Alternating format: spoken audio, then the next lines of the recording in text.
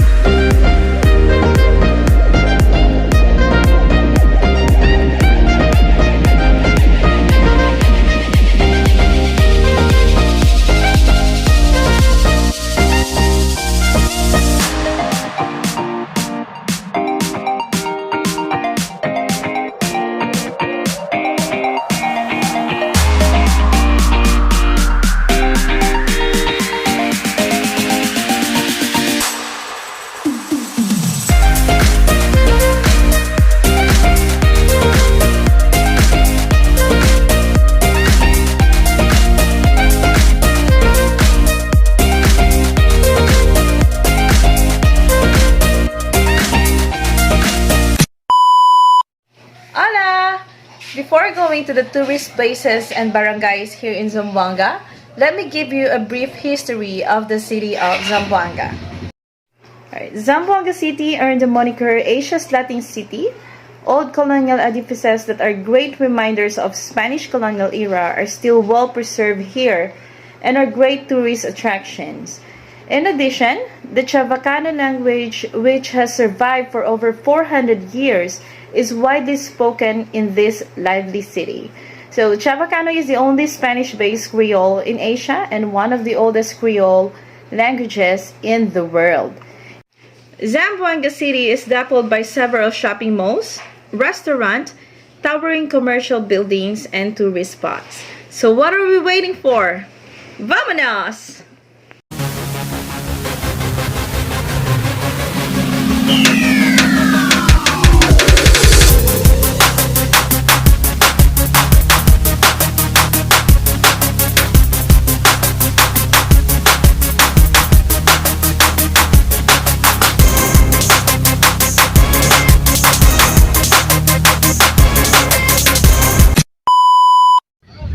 The best tourist spot here in Pasonanca is the Pasonanca Park La Jardín de Maria Clara Lobregat, or also known as the Butterfly Garden in our time today.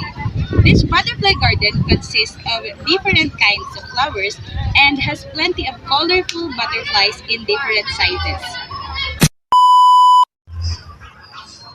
We are here in one of the most famous tourist spots in Zamboanga City, located at Pasonanca. Butterfly Sanctuary. Let's go!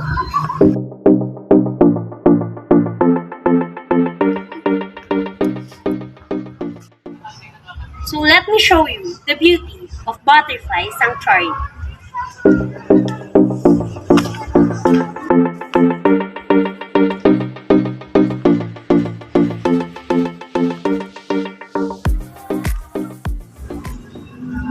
This was established during the leadership of Maria Clara Lorenzo Lobregat.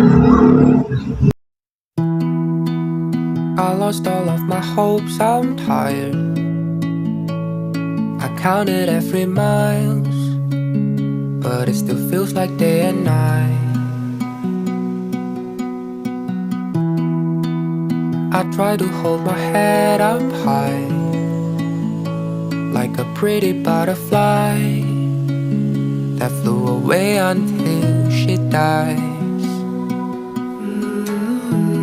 If I do try to fly to fall down and then hide.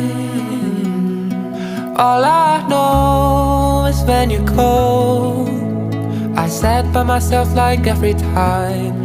And when I've nowhere to go, I ask to myself like every time. I keep getting up and try for the sake of time. I hoped on myself like every time I've tried to get sober, but the pain never stopped. I talk to myself like every time until I get it done.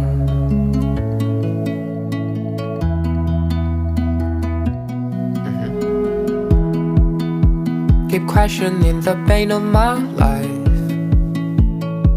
while people from the sides run over what they really wanna touch. Fight to try. Another tourist spot here in Zamboanga is the City Hall of Zamboanga.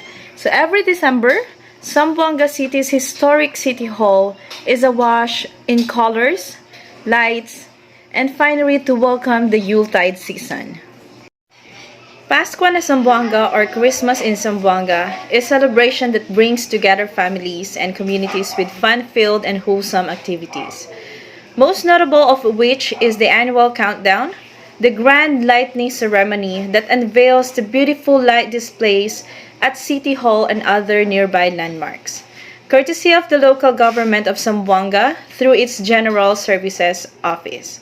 So each year, City Hall of Zamboanga features a different theme and look. All of this is to delight the joy of children and families.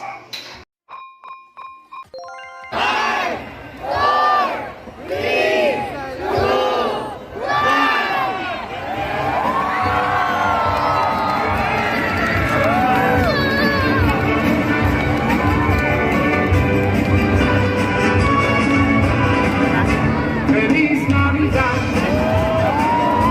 Feliz Navidad, Feliz Navidad, próspero año y felicidad. Feliz Navidad, Feliz Navidad, Feliz Navidad,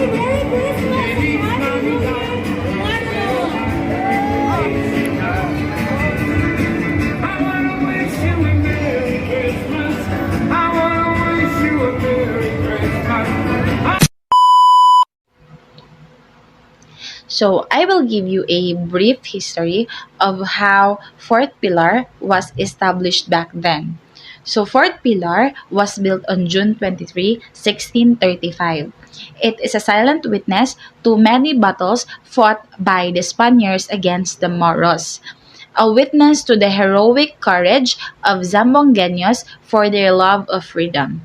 It is home to legions of devotees who pay tribute to the miraculous Nuestra Señora La Virgen del Pilar.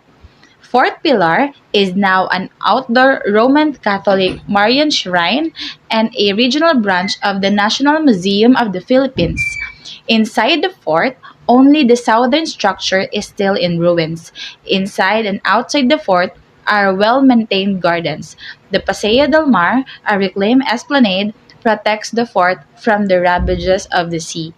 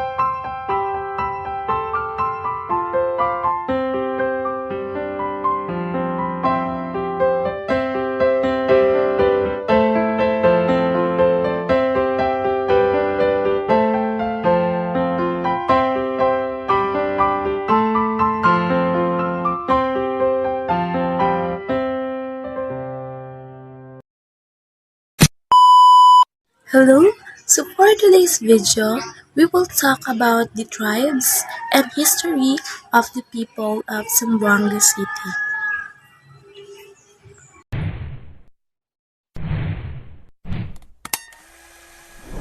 Hello everyone, I am Kathleen Manuel Yango Antonio, a bona fide student of Zamboanga Peninsula Polytechnic State University. I am a student of Bachelor of Secondary Education, which majors in English. I am 23 years old. We are five siblings in the family, and I am the second one. My father is my father's tribe is Yakan.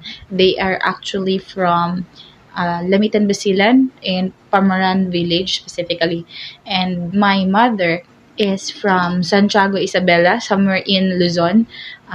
Their dialect is Tagalog actually, but they transferred when she was in her teenage years. She transferred to Zamboanga Cebu, guys. So she is a Visayan. She is Visayan in speaking. Um, what else? My father is working in Jansan. He is a foreman, and my mother is a housewife. She's staying with us here in Zamboanga City, and I have three siblings. I have three siblings, and they are in. The one is in college, and the two are in high school. And I think that would be all. Thank you for listening, and goodbye. I'm Christine de los Reyes Bucoy, and I am the youngest among us five siblings. My mother's name is Rufina Espertero de los Reyes, while my father's name is Roberto Guerrero Bucoy. My mother and father are both Roman Catholic. And I am proud to say that we are a pure Zamboanganians. Hi everyone, I am going to tell a little bit history about our family. I have a wonderful family, a God-fearing and a most lovable family. I grew up with my parents and grandparents. My father's occupation is farmer, and sad to say, he passed away last April 30, 2019. My mother is a teacher in kindergarten, and she is in her 20 years of service by now. And she is 70 years old and is still teaching. And how I wish I could be one like her in the future. Well, anyway, my ancestors' way of living is farming. I have lots of uncles and aunts in both sides, nieces, nephews, and even a grandchild. We are nine. We are nine in the families, 4 sisters and 5 brothers, and sad to say, 5 of them had passed away already, and that's the hardest part of the family. We speak Chabacano, Bisaya, and we are Christians in faith, and we love each other, we fight each other, but at the end of the day, we are still family. That's all. Thank you. Hey everyone, I'm Charlotte Chabalita, a student of BSN English 1 year. So for today's video, I will going to share to you my family tribe. But first, I will share to you my tribe. I am a Ilongga, Waray, and of course, Chabacano. First is my father. My father is pure Ilonggo. They are living before at Malangas, province of Zamboanga, Cebu. My grandparents are pure Ilonggo, but currently they are living here in Zamboanga City. So, well, my mother, by the way, my mother is Marita Saridao Shalo. Her mother is pure Waray from the province of Samar, while her father is pure Chabacano, of course, from this province of Zamboanga del Sur. So, my mother is Waray and Chibahano, while my father is pure Ilonggo. That's why my tribe is Chibahano, Ilonggo, and of course, Waray. Hi, my name is Jo Hararico, and this is my family history. On my mother's side, my grandparents are Juanita Tubos and Alberto Saranillo. On my father's side, my grandparents are Arcadia Cabando and Domingo Rico. As for their tribes, on my mother's side, my grandparents are purely Subanen, and on my father's side, my grandparents are purely Hiligaynon. They are originated from Sipaway Island, Negros Occidental. As for my parents, my mother is Carmen Tubos Saranillo, and my father is Diolito Cabando Rico. I have 5 sisters and 2 brothers, and I am the 5th in the birth order.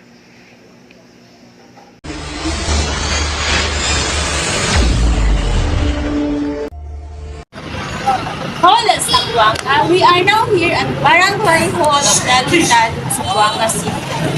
In the history and origin of this barangay, in the olden days, this place had no name. The place was full of basha swamps and mangroves. When migrants from Luzon came to stay in this place, they had to jump to reach across the swamps. They were 6 families who were residing in this place, and when they were asked of their residents, they would answer as talon-talon. So this is how talon-talon got its name. Talon-Talon has different establishments, and these are the Talon-Talon Central School Center, Escuela Secundaria Nacional de Talon-Talon, and Talon-Talon Health Center.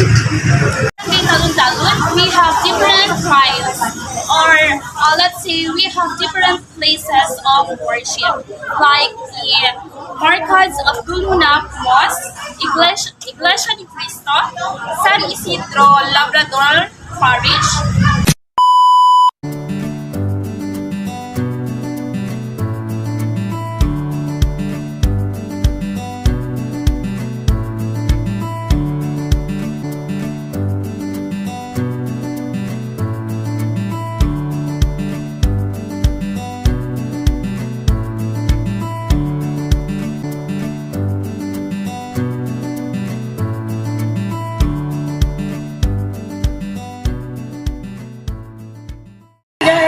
So right now we're here at San Isidro Labrador Parish of the Roman Catholic Archdiocese of Zamboanga City. So it was established on 1992 and it is located in Barangay Talon-Talon, City of Zamboanga, Province of Zamboanga del Sur, of course. So the parish fiesta is celebrated every 15th day of the Mass.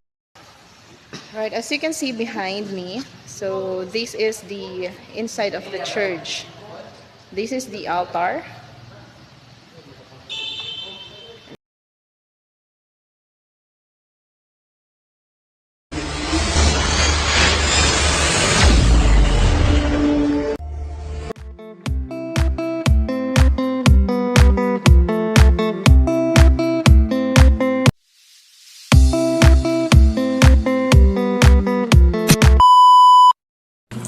Here's a myth of Barangay Tugbungan. Tugbungan originated from 2 words, tubog, meaning to wallow, and ngan, the sounds that the carabao makes. Joining these 2 words became the popular name now, Tugbungan.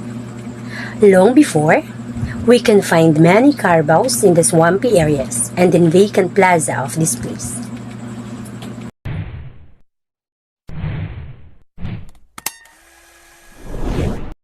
What can you say about your place? By the way, usually si Kagawad Richie Bautista, el din yung chairmanship akina barangay cooperative. So, todo internet cafe, use el tan inspection, business permit, use tan inspection. So, about na rule diri sa kinabarangay. So mostly manada man kita kaya peace in order, bawsi, violence against women and children. Chairman na dira si Pas Candido and BCPC Kagawad Dan Debasan, El Chairman at na Barangay Tubungan si Kap Abraham Tiroas Amin. So Is there any places here that like tourist spot that you can come here? El Tourist Spot Akichene, El Lutong Pinoy, El Lutong Pinoy, El Sugba, Floating Cottage, Ala na Daka. So, Cheta kita Daka, El Daka Resort, ala lang syempre na urban pool Atletico. So, amo lamang ka El Tourist Spot aki. Cheta man el rice field. Marigold. So, sir, in additional, what makes it different from other tourist spots?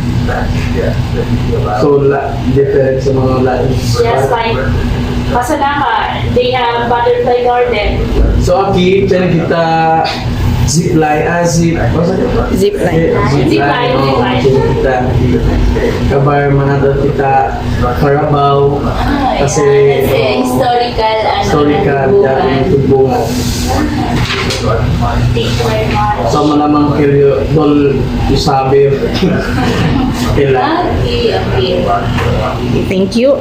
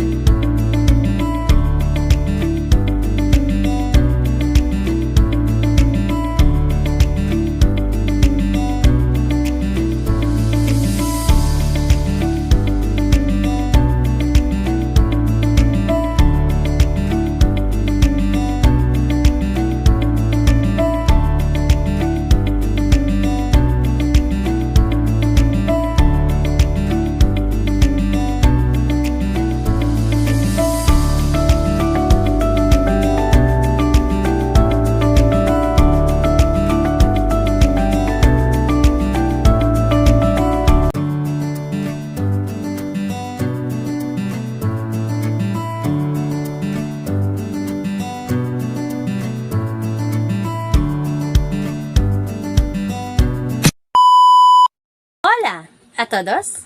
Before we end this video, allow me first to share with you some Chavacano. Buenos dias! It's a good morning. ¿Qué tal tú? How are you? Ako lang! Hope you enjoyed this video and we are looking forward to meet you all soon. Cosa pa t'espera? Venia aquí visitar Zamboanga. Gracias! Thanks for watching. Thanks for watching. Thank you for listening and goodbye. Thank you for watching. Gracias!